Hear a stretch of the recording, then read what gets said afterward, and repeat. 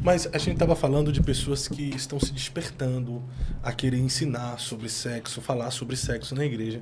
Nós não corremos o risco de sairmos aqui do conservadorismo, daqueles assuntos que são tabus, e partirmos agora para a libertinagem? Digo isso dentro do aspecto até citado pela senhora, de pessoas que estão dando aula praticamente em um lugar que faz alusão a um sex shop, com cores, com consolo. A gente não corre o risco. Passamos muito tempo sem falar sobre o sexo na igreja. E até hoje é um tabu. Mas agora que esse tabu está sendo quebrado, nós não vamos correr o risco de, como cristãos, sair do conservadorismo sobre a vida sexual, sobre falar sobre sexo, sobre relação, e partirmos agora para uma libertinagem? Acho que não só corremos o risco, mas está acontecendo, né? Está acontecendo, principalmente pelos exemplos que você citou e que nós aqui já comentamos. E aí eu chamo de o abuso evangélico da sexualidade. A senhora tem um nome para tudo, né? Ditadura orgástica, abuso da sexualidade evangélico. Tem já esse abuso? Tem, ué. O que seria? Porque assim, ó, o abuso evangélico da sexualidade, o que quer dizer, né? Do que eu estou falando? É que eu trago alguns termos diferentes, né? Diferente, o pessoal tá né? muito brabo aí, não, gente, tá, não, que eu tá tô todo falando mundo, demais. tá todo mundo gostando. E se não é inscrito no canal, depois dessa aula gratuita aqui, se você não inscreveu, é para acabar, viu?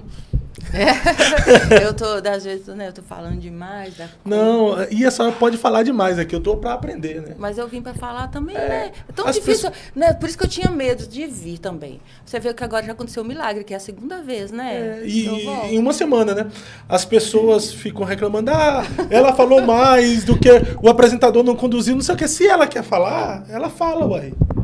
E se eu tenho que falar, eu tenho o que falar. Porque não é só que falar, tem né? gente que quer falar e nem tem o que falar, né? E tem momento aqui que eu vou para interromper ela e ela continua falando. Pra... Aí eu falo, não vou interromper, senão vou atrapalhar o raciocínio dela, né? Muito obrigada, meu irmão. Disponha. Você é um gentleman.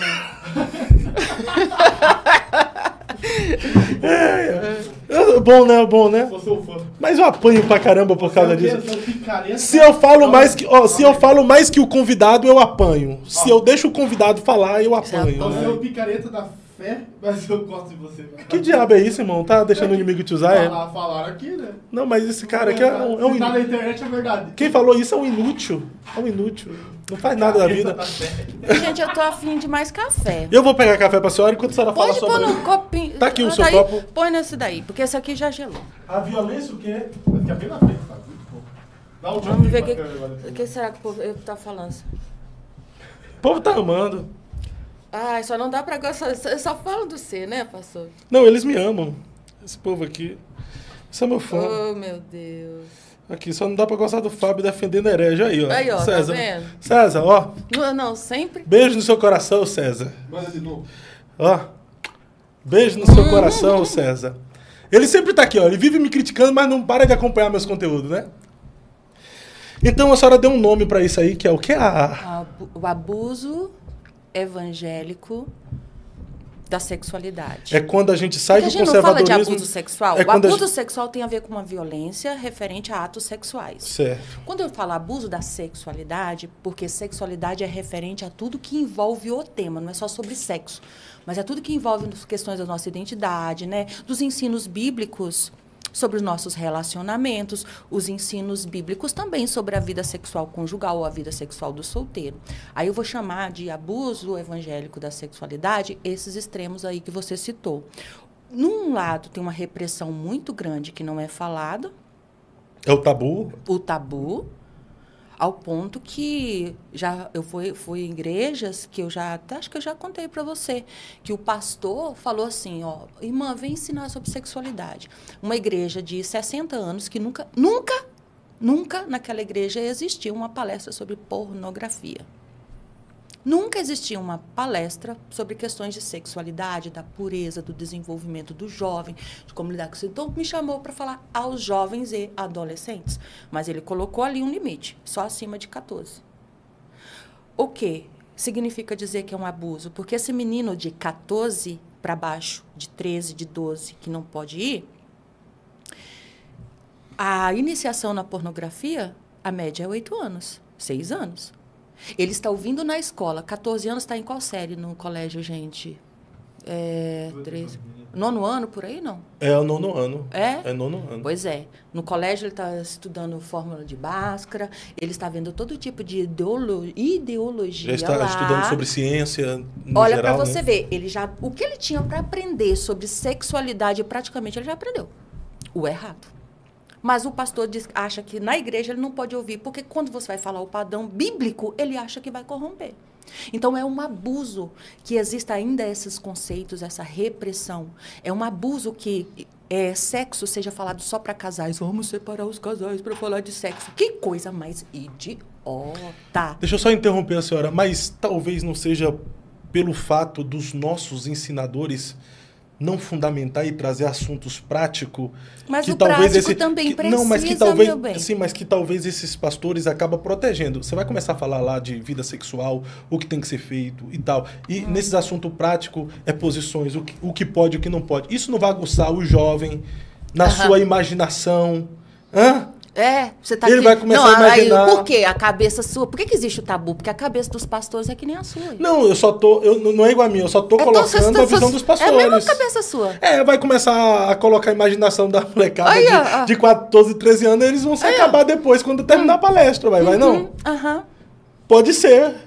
Por isso, e às vezes quer preservar. Agora, se vem alguém como a senhora que fundamenta... Você representa a cabeça de... Não, mas eu tô falando assim, ó. Eu tô dando um exemplo da senhora que traz uma fundamentação. E às vezes, os palestrantes nessa área, eles só vão falar... Eu trago uma fundamentação, mas eu tem gente também que não. falo da teologia do clitóris, teologia do pênis, eu falo de práticas, eu falo de posições também. Mas, como eu te falei, primeiro depois com de fundamentação. Isso, com um caminho construído. Mas existem algumas pessoas... Bíblica, mas existem algumas pessoas que falam sobre o assunto, ele fala tão encarnado no assunto que parece que ele tá sentindo prazer. Aí você pega um molequinho lá Mas era pra sentir dor?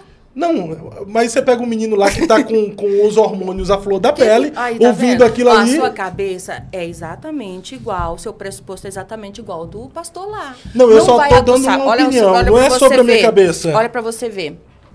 A educação não corrompe. Ignorância não é sinônimo de pureza sexual. E a educação, principalmente a bíblica, não corrompe, tá? O que corrompe são os padrões pervertidos, deturpados, né? Imundos e podres do mundo. E se um pai, uma mãe, um pastor me disser que um adolescente de 12, 13 anos já não viu coisa do arco, né? Não sei o que existe da véia, não sei porque fala da véia, não sei nem o que é isso, misericórdia, vou pesquisar. Sei lá, já viu tudo quanto é tipo de coisa, ou ouviu, mesmo que ele não esteja procurando, a pornografia está aí, e a pornografia ela é auditiva também, ele está sendo exposto ao soca-soca, senta-senta.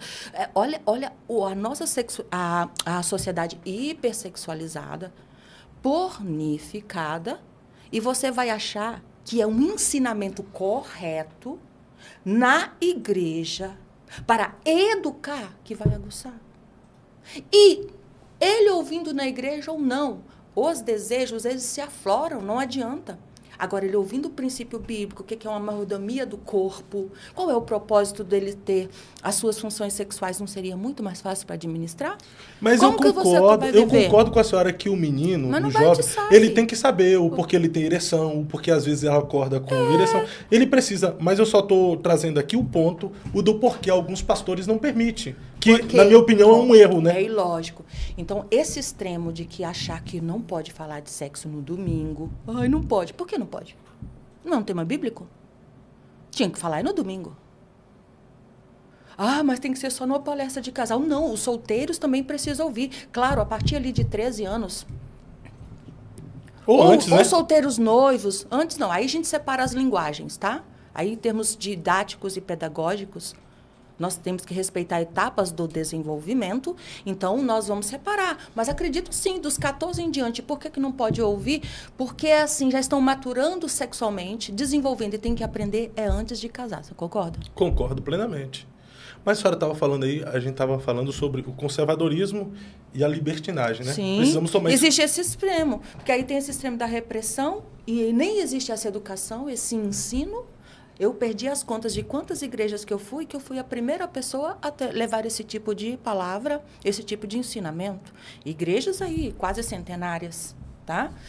E tem o outro extremo agora, que aí tem essa ala, né? A ala que traz essa visão totalmente também deturpada. Tem um discurso que parece cristão, né? Mas o jeito que ensina é totalmente, né, as mesmas lógicas pagãs, as mesmas concepções do mundo, as mesmas visões sobre o sexo que o mundo tem. E aí esse cenário está muito feio. Mas aí eu vou te dizer, quem que o povo gosta mais? De alguém que realmente educa de uma forma integrativa, biblicamente fundamentada, com princípios, com parâmetros, mas também com uma boa ciência, um bom embasamento. Ou eles querem as pessoas que eu te falei da rodinha de bicicleta, né? Que vai oferecer dicas, que vai oferecer a lógica do apimente, do surpreenda, do quebra-rotina, do que faça isso, faça aquilo. Que vai oferecer ali os artifícios, né? Que vai continuar mantendo essa lógica performática, que está muito mais aproximada, né? Da pornografia do que do erotismo bíblico. Existe o erotismo. Está reproduzindo muito mais a ideia, né, cultural do sexo, as performances, os estereótipos. Então, o povo às vezes eles preferem essas coisas do que, sabe? Eu vejo assim, tem até uns ensinadores aí que são muito respeitados. Mas eu considero também como abuso evangélico no sentido da sexualidade, que é um abuso, pastores dizer para esposas que tem que aceitar a pornografia dos maridos, eles minimizam a pornografia. Dizem, ai, minha irmã, você tem que atender, tem que ajudar, você tem que cuidar. Imagina, só por isso, eles minimizam. Alguns até naturalizam. E coloca como se fosse só uma fraqueza, uma necessidade dos homens. Obriga a mulher a aguentar, a suportar, às vezes até colocar a culpa na mulher, pelo fato do homem, dando a ela assim, sabe? Como vamos dizer assim, insinuando que talvez ele está na pornografia porque ela não está sendo suficiente. Tem até livro evangélico que traz essas premissas, sabia?